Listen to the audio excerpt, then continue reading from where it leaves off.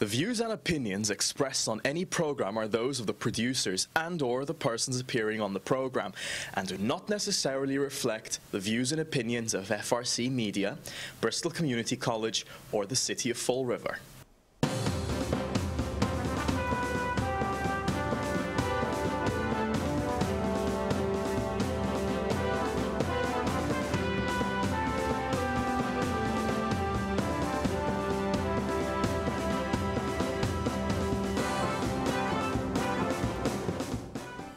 Well, hello. Welcome to Spindle City Straight Talk. I'm Chip. And I'm CJ. Maybe we should change the name from Spindle City to Oz. Welcome to Oz City. After watching last night's City Council meeting, it's almost, it's just... bizarro world. It is. And you know something? I keep saying it, but last night proved that we have, I believe, in my opinion, we have identified the problem with Fall River.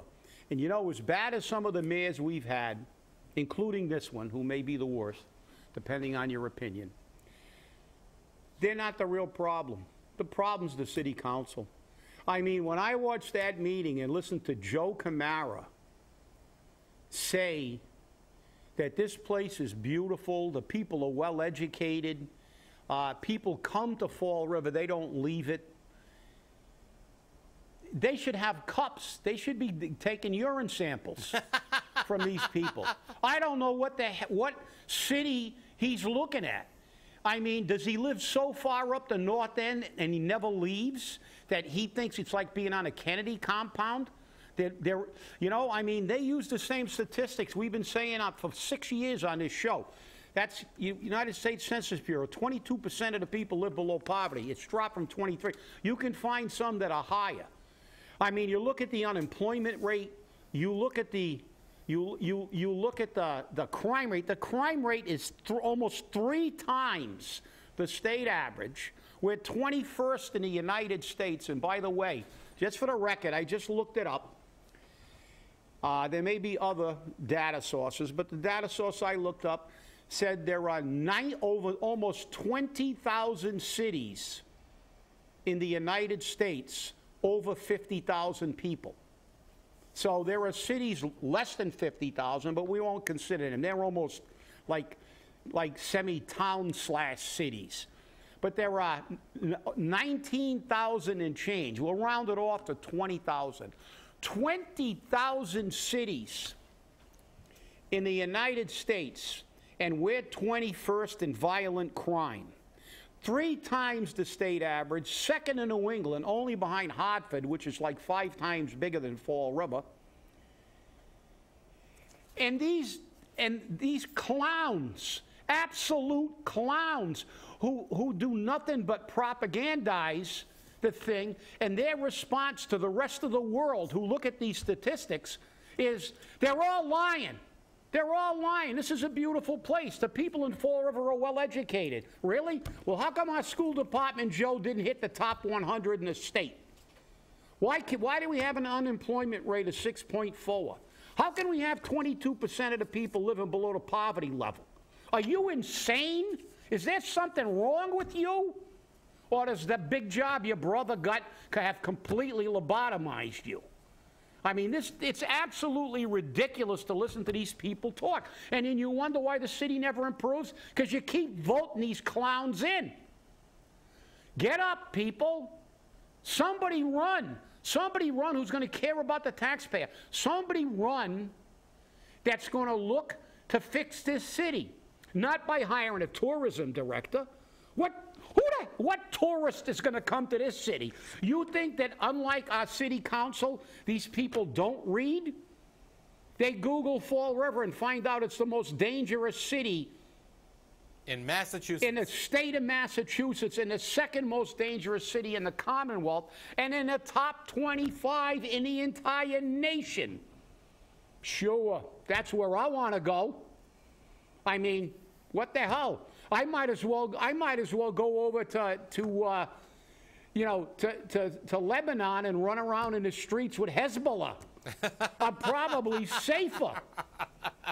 I mean, no, but that, it's, you're laughing to keep from crying when you see exactly. this. And you see people who are supposed to be directing the course of this city, and then you wonder why this city never goes anywhere. Like the question that was asked, what was different between 1965 and today? And nothing. We don't have a trained workforce. We haven't trained anybody. We don't do anything. 1965 to 2018, nothing's changed. And why? Because our city council and the other idiot, Long, remember when he said, I look at Fall River and I see a thriving metropolis. There's another one you needs a urinalysis.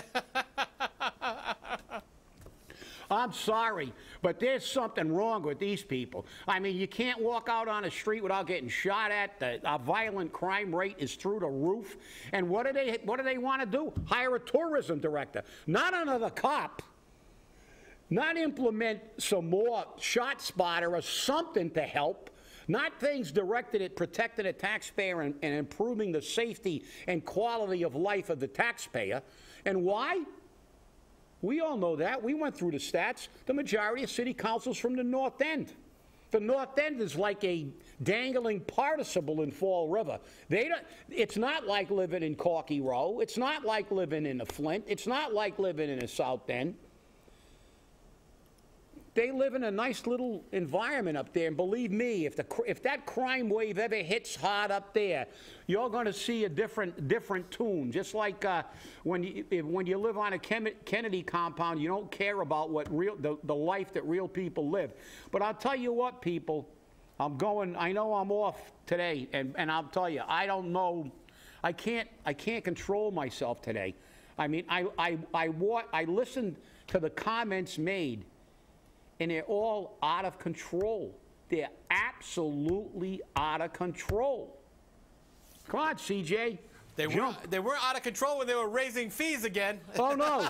Well, because, hey, why should we, and I will be perfectly frank. I don't just complain here. I will read you a text I sent to the president of the city council. We're number one.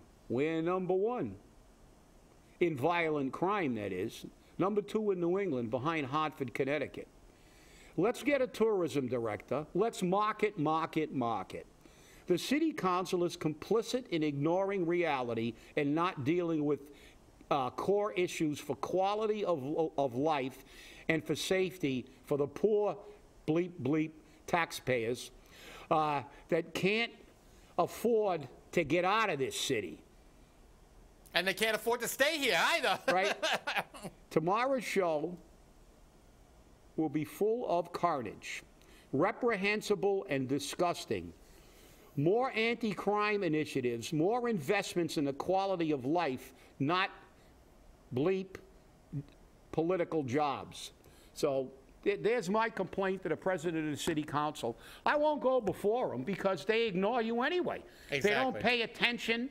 They'll never give you an extra 30 seconds. So why bother? So fortunately for us, unlike you people who come up to CJ and I in the supermarkets and everywhere in the public and complain,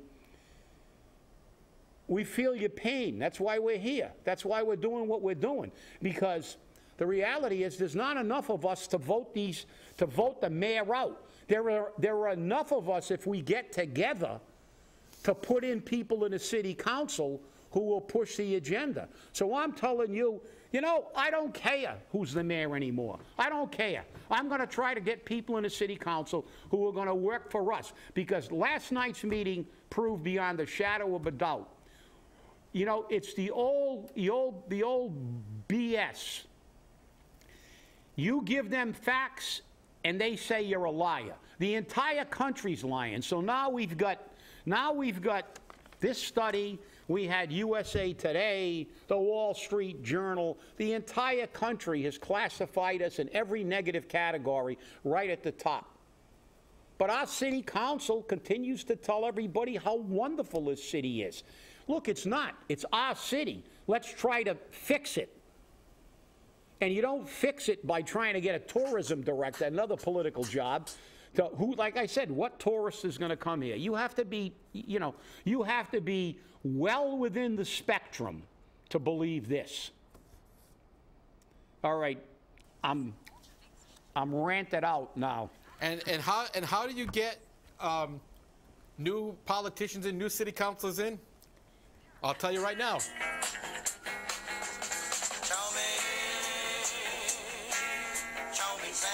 That's how you elect a new city councilor. Yeah. Yeah, you have to do a very, very inconvenient thing. You gotta get off your duff and vote. That's what you gotta do. And you can't complain it to us, because we vote. I vote. Sometimes I don't vote in primaries because I'm an independent. I'll vote in a Democratic or a Republican primary if I have a particular candidate who I feel is going to work for the people. But in final elections, I'm always there. Well, I can tell you right now, 7 of the 9 city councilors last night did not work for the people, didn't even consider the people. They voted those fee increases without a problem. The only person who stood up for the taxpayer was Steve Camara. He and I don't always agree, but you know what? Sometimes politics makes strange bedfellows. Yeah. And I'll tell you, he wanted to send it back to ordinance to review again. Now, Joe Camara turns around and says, oh, well, he spent $800,000 that he didn't have. Yeah, but he didn't go into the fact that he spent that money out of his free cash. He didn't say that that money came out of free cash. Now, did you, Joe? You kept that little secret. So he had almost $1 million in free cash, which means that's $1 million of over-taxation money that was given to his department. Not even taxation, charging. Well, it's a form of taxes. Yeah, I mean, it is. Fees are a form. Look, they can put lipstick on it. They can put perfume on it. They can call it anything they want. You know, as the Bard once said, you know, a rose by any other name is still a rose. Well, a tax by any other name is still a tax. So the reality is that, look, they got way too much money to spend, and he'll ask for a pay raise and get it. And you're right. You know, 95, we dumped 5 city councilors. And it's time in the next election to dump at least 6 or 7. Otherwise, yeah. Screw you, taxpayer! And you know, I don't blame everybody because, listen, we see tons of people coming up to us and saying, you know, I'm sick of this, you guys are right, you know, I'm tired of I'm being taxed to death. But that's one of the problems. The problem is what's happened to this city. We've ended up with people who don't vote. They come in and just do violent crime or collect welfare checks, and they're untrained and they can't get a job. And then we just like in 1965. Then we have the few people who are trying to make it on a fixed income. They're retired and they're getting murdered, or they have a low-paying job, but they go out and work. And there are a lot of hard-working people in Fall River. Don't get me wrong. They don't have the ability to get trained. They should. They got menial jobs. They work 2 jobs. Their wife works a job. They work 2 jobs, or they both work 2 jobs, and they're barely making ends meet, and they're getting murdered by all this stuff. And then we have the majority of people in Fall River. The majority of people are elderly who are living in the high-rises, who get a chow mein sandwich and vote any way to, you know, whoever gives them the best free lunch, they get a vote because realistically they're oblivious. They go there and, you know, they live in an enclosed complex. They basically have no issues. Nobody's in school. All their children are grown up. They don't have anything, so they just, you know, you can buy them with a chow mein sandwich. Then you look at the rest of the demographic in Fall River of voters. They're people who they got a job, one of their relatives got a job, they're politically connected, or they're looking for a job, and they will support any politician that can do them good, and damn the taxpayers. And then, of course, you got the North End. The North End, where most of the money is, and they're oblivious to the pain. They don't find me 20 families in the North End that are making less than $22,000 for an annual income. That's Fall River's basic income. So let's have a study of how many people in the North End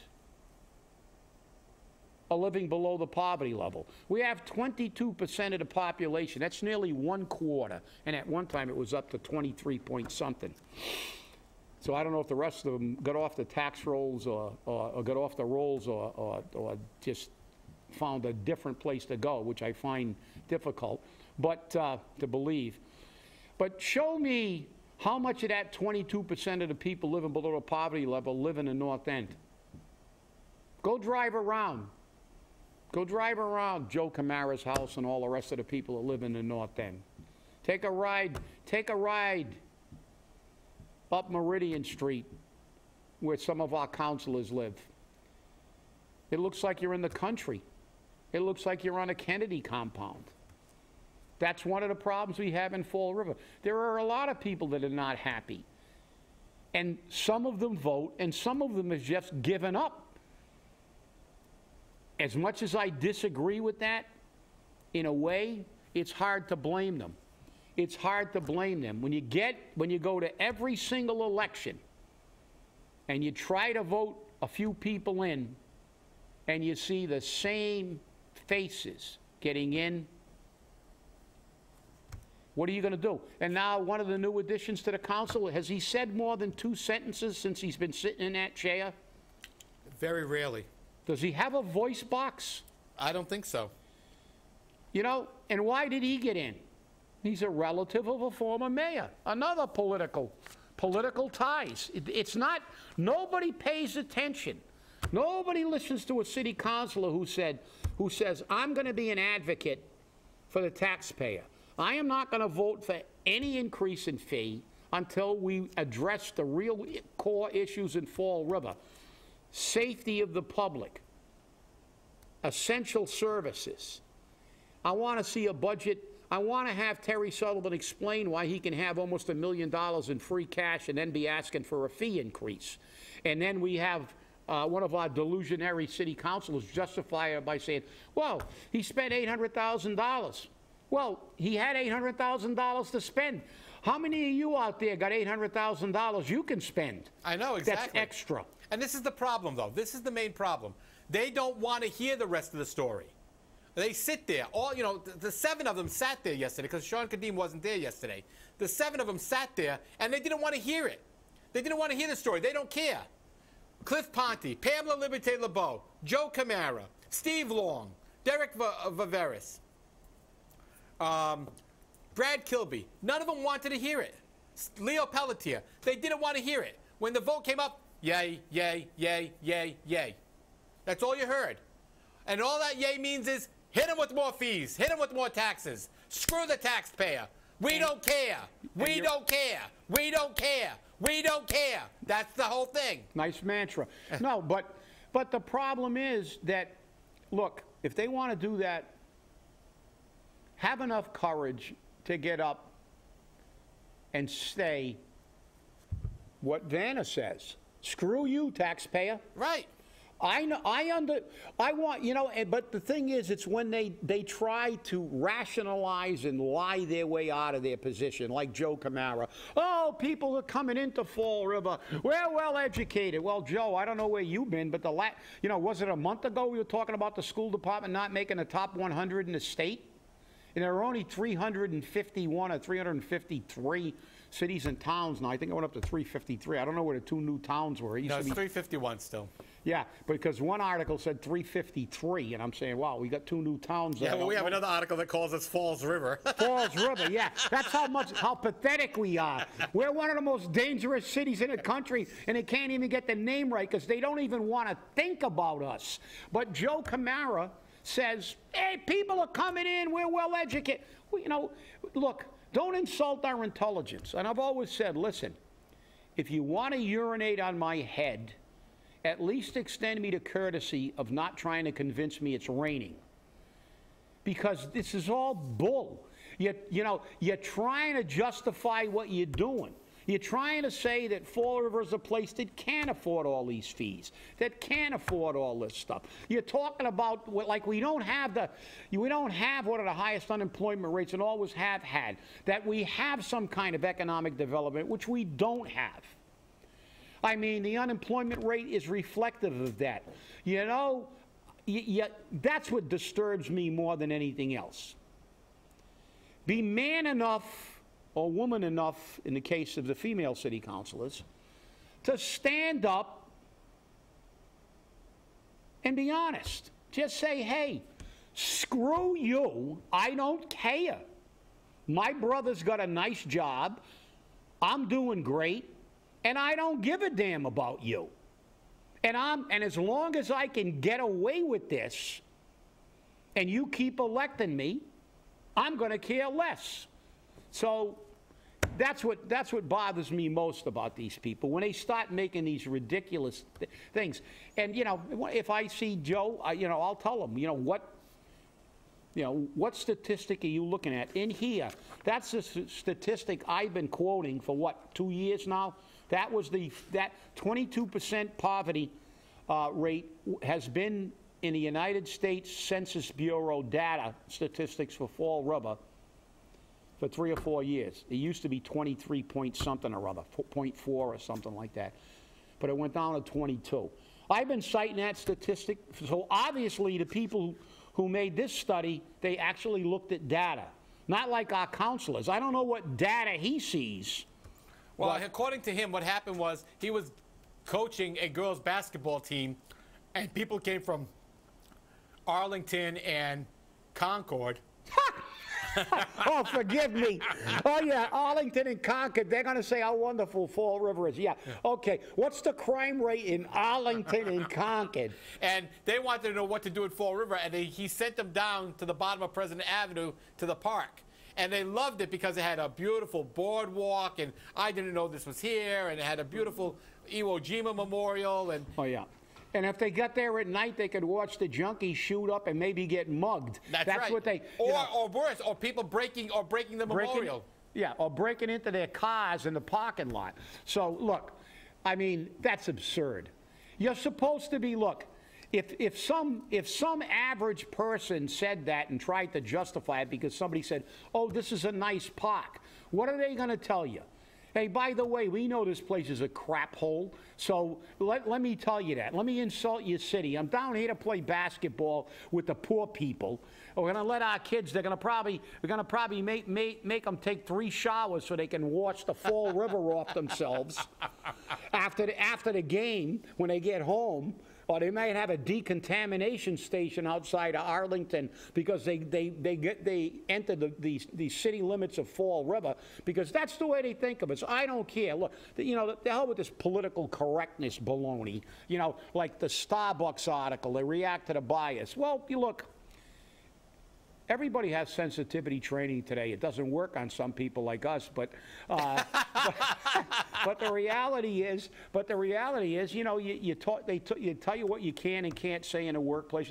That incident, they're going to have it. So do you need training? Yeah, but that's not technically. It's bias training. So what is bias? My question to you, is bias actually reverse discrimination? If you or I walked into a Starbucks that had a big giant sign, and remember, businesses have the right to refuse customers service, period, and food, let alone to use their facilities. And you and I said, well, we're not going to buy anything. We're just going to go to the bathroom and soil up your bathroom. And they called the police. There would be no demonstrations for us. Nope. There'd be people with pitchforks and torches outside the jail saying, "Give him the chair, give him the chair." Why? And why? they don't mean the commode. Are they biased against us because we're not in a minority group? That's reverse discrimination. I hate to tell you that, and it may be politically incorrect, but I don't care. It's true. Because I grew up with bias in this city, ethnic biases, and I can cite the cases. So that happened to me directly. So, this is the country's not in the country's a disaster with this political correctness, and the city. Well, okay, this speaks for itself. The most dangerous city in every state. And we top that category. when they say the best... We're number one! We're number one! The best place to live in the state of Massachusetts, we're definitely not anywhere near the top there. And every good category, we're at the bottom, and every bad category, we're at the top. But our city council continues to think that this is Valhalla. When the Vikings die, they're not going to Valhalla anymore. Their ghosts are going to come to Fall River because it's such a beautiful place to be in. So, what? Demolition begins on the King Philip Mill.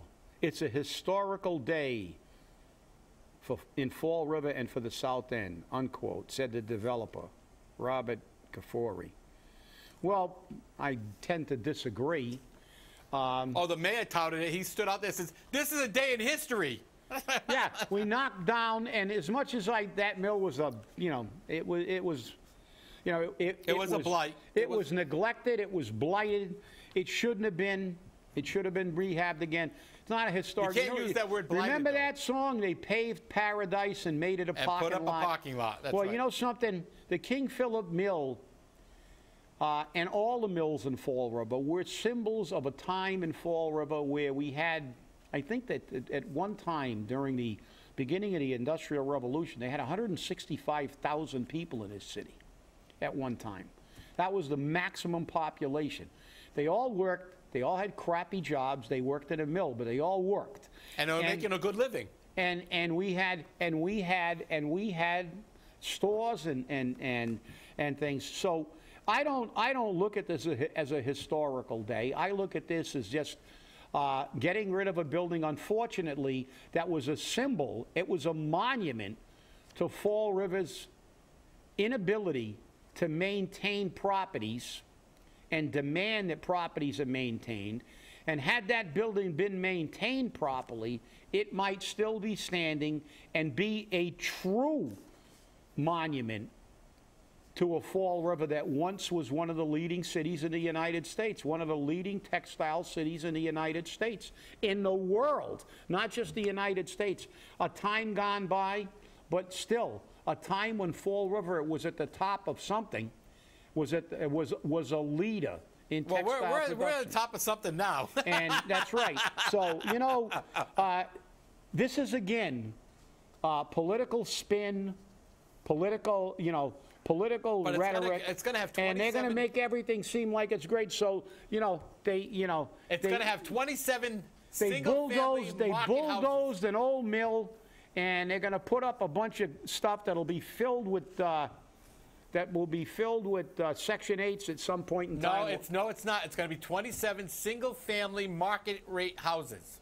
Yeah, they'll figure out a way to give vouchers to the Section 8s at one point in time.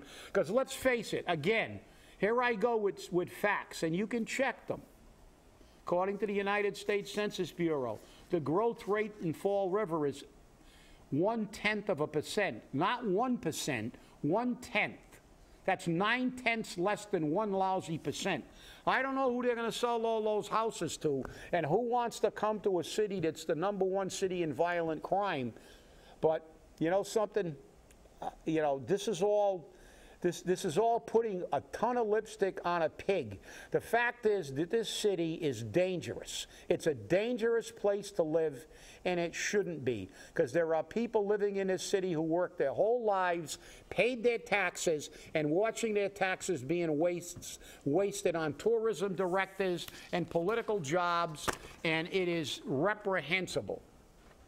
Well, that's the truth. Forgive me if I'm on a rant. This is my last show for like a week. I won't be here Friday. I have something to do, and next week I will be at a conference. So I will see you guys in a week and a half or so. Well, stay angry, and I'll see if I can find us a guest host for Friday. Have a great day, everybody.